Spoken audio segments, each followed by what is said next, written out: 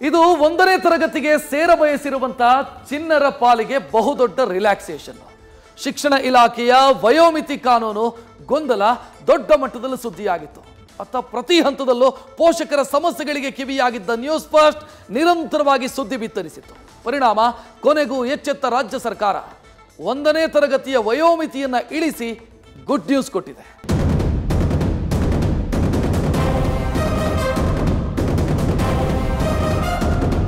ಜಗದೀಶ್ ಶೆಟ್ಟಿ ಅವರಿಗೆ ತುಂಬಾ ಥ್ಯಾಂಕ್ಸ್ ಹೇಳಬೇಕು. ಫಸ್ಟ್ ಸ್ಟ್ಯಾಂಡರ್ಡ್ ಹೋದ್ರೆ ಹೋಗ್ತೀನಿ, ಇಲ್ಲ ಅಂದ್ರೆ ನಾನು ಸ್ಕೂಲ್ಗೆ ಹೋಗಲ್ಲ ಅಂತ. ನನಗೆ ರಿಲ್ಯಾಕ್ಸೇಷನ್ ಸಿಕ್ತು, ನನ್ನ ಮಗು ತುಂಬಾ ಖುಷಿ ಇದೆ. ಎಲ್ಲಾರ ಮಕ್ಕಳು ನಮ್ಮ ಮಗು ಜೊತೆ ಹೋಗ್ತಾ ಇದೆ ಅನ್ನೋದೇ ನಮಗೆ ದೊಡ್ಡ ಖುಷಿ. Thank you. Good news, good news. ರಾಜ್ಯದ 6 ಲಕ್ಷ ವಿದ್ಯಾರ್ಥಿಗಳ ಪೋಷಕರಿಗೆ ಕೊನೆಗೂ ಬಂದೇ ಬಿಡ್ತು ಗುಡ್ ನ್ಯೂಸ್. ರಾಜ್ಯ ಸರ್ಕಾರ ಜಾರಿ ಮಾಡಿದ್ದ ವಯೋಮಿತಿ ಕಾನೂನು, ಅದರಿಂದ ಸೃಷ್ಟಿಯಾದ ಗೊಂದಲ ದೊಡ್ಡ ಮಟ್ಟದಲ್ಲಿ ಸದ್ದು ಮಾಡಿತ್ತು. ಕೊನೆಗೂ ಈ ವಯೋಮಿತಿ ಗೊಂದಲದಿಂದ ಆದ ಸಮಸ್ಯೆಗೆ ಒಂದು ಪರಿಹಾರ ಹುಡುಕಿದೆ ಸರ್ಕಾರ.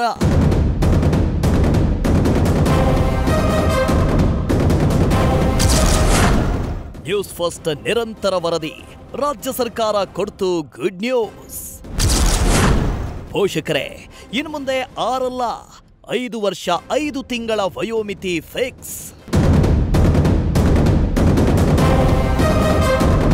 ಎಸ್, ಕೆಲ ತಿಂಗಳ ಹಿಂದಷ್ಟೇ ಮಕ್ಕಳನ್ನ 1ನೇ ತರಗತಿಗೆ ಅಡ್ಮಿಷನ್ ಮಾಡಿಸಬೇಕು ಅಂತಂದ್ರೆ 6 ವರ್ಷ ಕಡ್ಡಾಯ ಅನ್ನೋ ನಿಯಮ ಜಾರಿ ಮಾಡಿತ್ತು. ಇದರಿಂದ ಸುಮಾರು 6 ಲಕ್ಷ ವಿದ್ಯಾರ್ಥಿಗಳಿಗೆ ಟೆನ್ಷನ್ ಶುರುವಾಗಿತ್ತು. ಯಾಕಂದ್ರೆ ಮಕ್ಕಳು 6 ವರ್ಷಕ್ಕಿಂತ ಕೆಲವೇ ದಿನಗಳು ಕಮ್ಮಿ ಇದ್ರೂ ಅವರಿಗೆ ಅಡ್ಮಿಷನ್ ಸಿಗ್ತಿರ್ಲಿಲ್ಲ. ಹೀಗಾಗಿ ಲಕ್ಷಾಂತರ ಪೋಷಕರು ಕಂಗಾಲಾಗಿದ್ರು. ಅಷ್ಟೇ ಅಲ್ಲ, ಇದರಿಂದ ಮಕ್ಕಳಿಗೂ ಕೂಡ ಮನೋ ಸಮಸ್ಯೆ ಎದುರಾಗಿತ್ತು.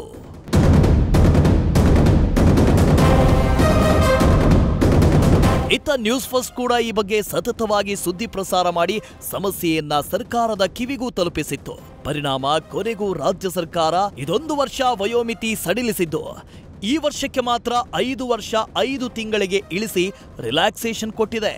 ಅದಕ್ಕೆ ಇದನ್ನೆಲ್ಲ ನೋಡಿದಾಗ ಈ ವರ್ಷ ಮಾತ್ರ, ಈ ವರ್ಷ ನಾನು ಸ್ಟ್ರೈಟ್ ಆಗಿ ಹೇಳ್ಬಿಡ್ತೀನಿ, ಇವತ್ತು ಗೌರ್ಮೆಂಟ್ ಆರ್ಡರ್, ಇವಾಗ ಆಸ್ ವಿ ಆರ್ ಸ್ಪೀಕಿಂಗ್ ಅದು ಗೌರ್ಮೆಂಟ್ ಆರ್ಡರ್ ಕಳಿಸ್ತಾರೆ.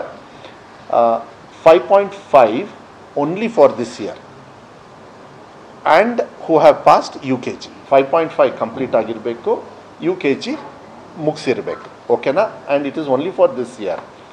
ಅಂಗನವಾಡಿ ಆಗಿರಬೇಕು, ಅಂಗನವಾಡಿ 3rd ಇಯರ್ ಆಗಿರಬೇಕು, 5.5 ವರ್ಷ ಮುಗಿದಿರಬೇಕು. ಬಟ್ ಮುಂದಿನ ವರ್ಷದಿಂದ ಇಟ್ ಈಸ್ 6 ಇಯರ್ಸ್ ಅಂತ ಕ್ಲೀನಾಗಿ ಹೇಳಿದ್ದಾರೆ.